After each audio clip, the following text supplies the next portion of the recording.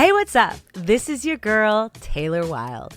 Welcome back to Wilde On, the podcast where you get the insider's view of the weird, wonderful, wild world of wrestling.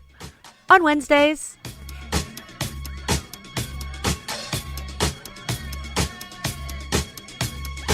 Introducing first, Rochelle! You can see Masha slam in a fight there. There's no disqualifications in Monsters Ball. Now a cover to win Monsters Ball in a kick out.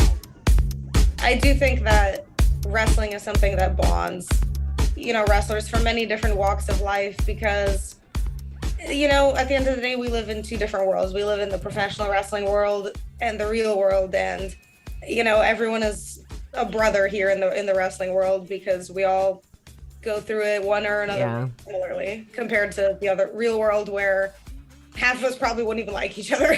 Yeah, no, it's true. Or have no reason to ever speak with one another. Exactly. So is it safe to say you have a home now in terms of professional wrestling? Are you a new knockout? Can we confirm that? We can confirm that. Yay! I'm so excited. Last week or the week before, so I'm super excited. Good. I'm so happy, and welcome to the Knockouts locker room. And I'm very excited to compete against all the women and men of the division. Absolutely. A place where you can do both. And it's supported and people believe it. So, yeah.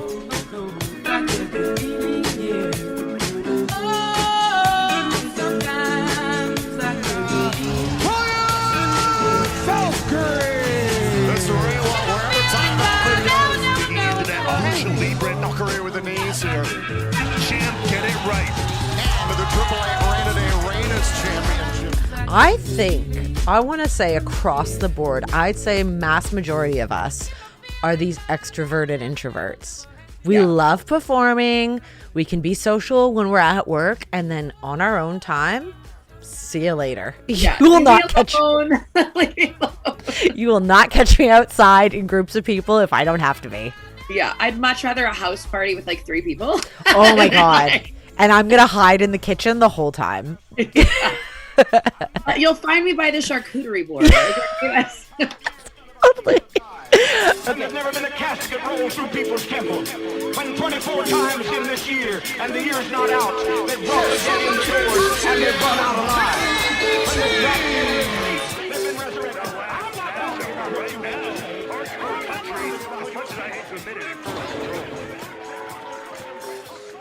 What wrestler has the best entrance music? Oh gosh. It's a toughie. That's a tough one. I think Stone Cold might have the greatest when the glass broke, and then that was a pretty. And within seconds. Well, I think all their music at that time was really cool. Like everybody's music was so cool. Yeah. I was going to say Matt Hardy's music for a second when he came out because I used to sing it as I'm a squishy tomato. But yeah. What we do backstage. I'm a squishy tomato. Okay, now I can't unhear it. That's it. Ruined for me. Thank you. I can slap a tornado. I can dry up a sea, When I live for the moment.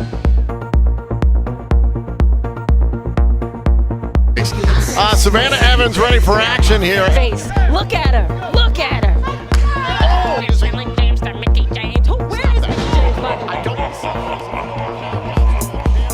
Where do you get your inspiration for your persona when you step in the ring?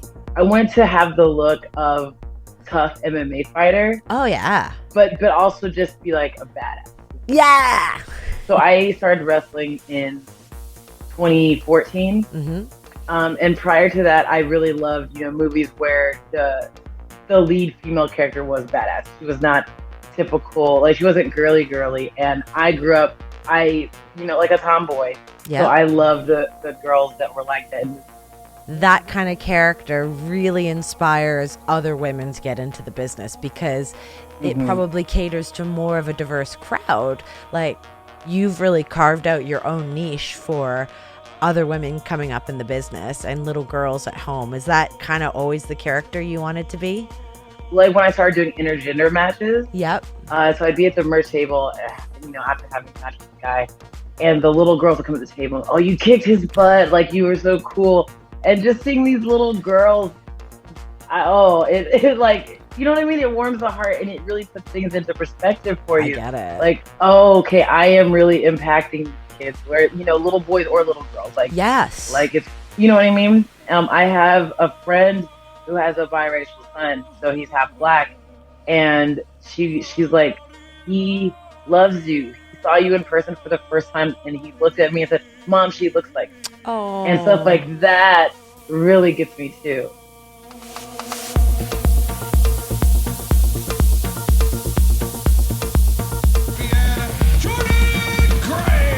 We hope you'll join us in Atlanta for the first Impact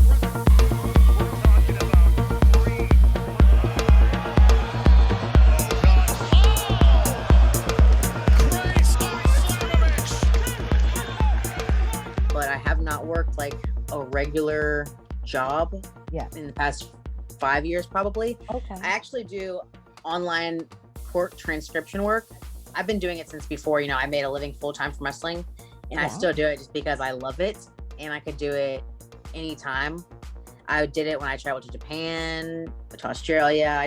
I love doing it. So I'll probably never stop doing that. I'll never quit. Even if I get, if I make $1 million a year from wrestling, I'll still never stop transcribing. I just love it. Do you get any juicy like court details, or are they pretty like? That's why I love it. I love to watch like Law and Order, CSI, stuff like that, and it's like that. Like I've typed murder cases, and I'm like, man, this is some good shit. This is some good stuff right here. Oh my God, if there wasn't any like legal ramifications, I'd be like, girl, do you want to do a weekly podcast about your transcriptions? Because oh my God, it's everything, because I have to sign like the NDA and everything. It's everything I have not to tell everybody. I'm like, look at this case. Like I can't. I have to keep my mouth shut, but it's very difficult. And I type like a lot of like family law stuff, so like the divorce stuff and all the drama that goes into that. I'm just like, geez, man, it's crazy. I'm like you. Law and Order is absolutely my favorite show. Any crime, I don't want to say it's terrible to say, but like serial killers, rape. Like I love crime. Like I fucking love crime.